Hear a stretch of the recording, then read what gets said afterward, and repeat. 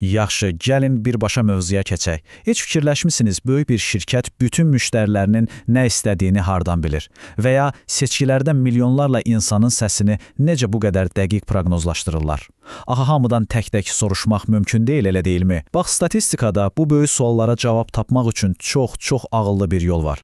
Bir anlıq təsəvvür edin ki, hər bir müştərinizdən tək-tək fikir almağa çalışırsınız. Bu nə qədər vaxt aparardı, nə qədər pul deməkdir? Hətta bəzi müştərilərə çatmaq bəlkə də heç mümkün olmayacaqdı. Yəni zaman, xərc, əlçatanlıq, bunlar hamısı bir yerdə bütün populyasiyanı sorğulamağı demək olar ki, mümkünsüzə yaxın bir şeydir.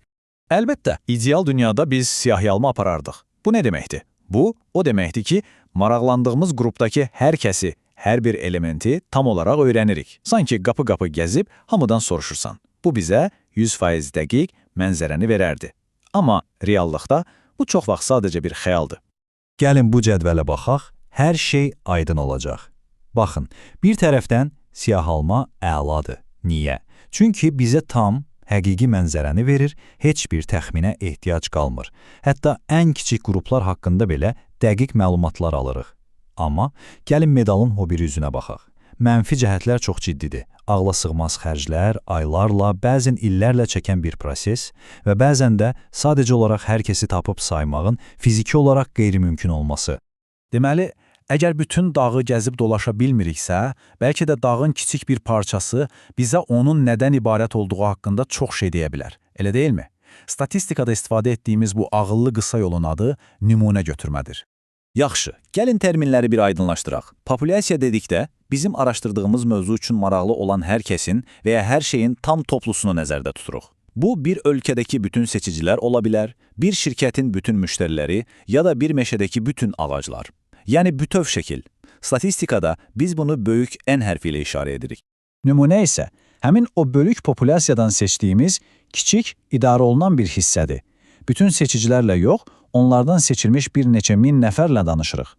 Bütün meşəni yox, oradan seçilmiş bir neçə yüz ağacı incələyirik. Nümunəni isə təbii ki, kiçik N hərfi ilə göstəririk. Gəlin bunu real bir nümunə ilə daha da aydın edək. Təsəvvür edin, Penn State Altoona kampusunda tələbələrin yataqxana həyatı ilə bağlı bir sorğu keçiririk. Bizim populyasiyamız, yəni böyük N, kampusdakı bütün 3838 tələbədir. Amma biz hər biri ilə danışa bilmərik. Bunun əvəzinə onlardan tam təsadüfi olaraq seçilmiş cəmi 100 tələbə ilə sorğu aparırıq. Bax, bu 100 tələbə bizim nümunəmiz, yəni kiçik N-dir.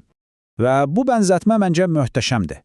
Həqiqətən də, bir qazan şorbanın duzuna, istiyotuna baxmaq üçün hamısını içməyə ehtiyac yoxdur. Əgər şorba yaxşı qarışdırılıbsa, bircə qaşıq bizə bütün qazan haqqında kifayət qədər dəqiq məlumat verəcək. Nümunə götürmənin də məntiqi bax eyni ilə budur. Yaxşı, bir qaşıq şorbadan datdıq və bütün qazan haqqında bir fikir yürütdük.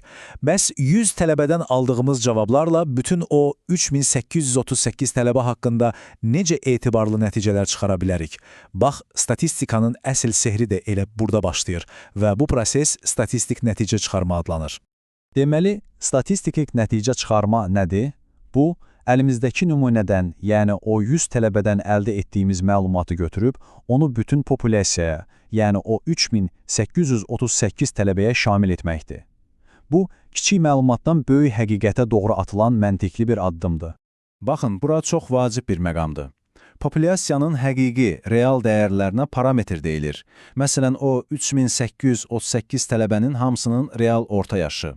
Bu, adətən bizə məlum olmur, sanki bir sir kimidir və bunu Yunan hərfi mü ilə işarə edirik. Nümunədən, yəni bizim 100 tələbədən hesabladığımız dəyərlərə isə statistika deyilir. Məsələn, həmin 100 tələbənin orta yaşı.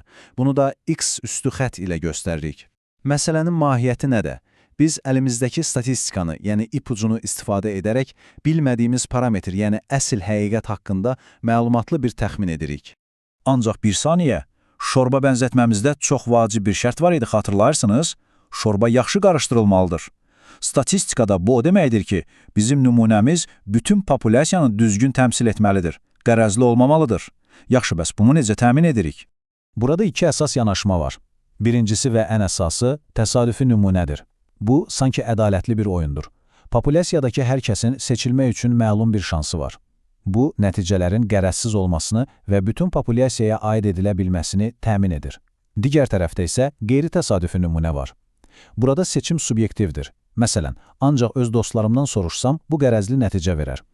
Ona görə də elmi tədqiqatlarda demək olar ki, həmişə təsadüfi üsullara üstünlük verilir. Gəlin ən populyar təsadüfi seçmə metodlarına sürətli bir şəkildə baxaq. Birincisi, sadə təsadüfi nümunə. Bu ən bəsitidir. Sanki bütün adları bir papağa atıb, gözü yumulu bir neçəsini seçirik. Hər kəsin şansı bərabərdir. İkincisi, sistematik nümunə. Burada bir siyahı götürürük. Məsələn, tələbələrin siyahısı.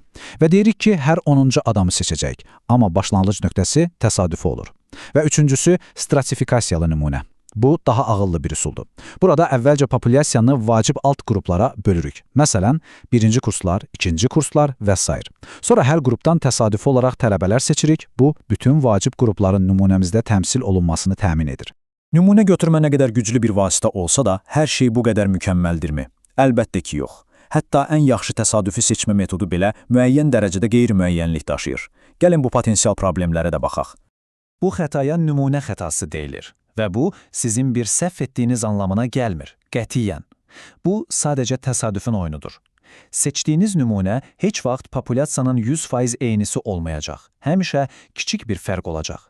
Təsəvvür edin, bir kisədə 50% qırmızı, 50% mavi top var. Siz gözyumulu bir ovuc götürsəniz, çox güman ki, ovucunuzda tam 50-50 nisbət olmayacaq. Bəlkə 55-45 olacaq. Bax, bu kiçik fərq nümunə xətasıdır. Və bu qrafik məsələni çox gözəl izah edir. Gəlin birlikdə baxaq. Sarı xətt, yəni nümunə xətası, biz daha çox adamdan soruşduqca, yəni nümunənin ölçüsü artdıqca aşağı düşür. Bu çox məntiqlidir. Amma diqqət edin, yaşıl xətt, yəni qeyri-nümunə xətaları arta bilər. Niyə? Çünki daha böyük sorğu aparmaq daha mürəkkəbdir, daha çox iş tələb edir. Məlumatları daxil edərkən səhvlər ola bilər, insanlar sualları səhv anlaya bilər. Bizim məqsədimiz bu iki xətanın cəmi olan ümumi xətanın, yəni qırmızı xəttin ən aşağı olduğu o qızıl ortanı tapmaqdır. Beləliklə, yekun olaraq nə deyə bilərik? Nümunə götürmə sadəcə bir qısa yol deyil. O, marketinq kampaniyalarından tutmuş yeni dərmanların sınaqlarına qədər məlumatla dolu bu dünyanı anlamaq üçün əlimizdəki ən güclü alətlərdən biridir. Düzgün edildikdə bir damla sudan bütün okean haqqında dəyərli biliklər əldə edə bilərik. Bütün bunlardan sonra son bir sual. Düzgün seçilmiş kiçik bir qrupun həqiqətən də milyonlarla insanın səsini, fikrini əks etdirməsi sizə hələ də biraz möcüzə kimi gəlmirmi? Statistik metodlar düzgün tətbiq ediləndə cavab birmənalı olaraq bəlidir və bu həqiqətən də heyrətamizdir.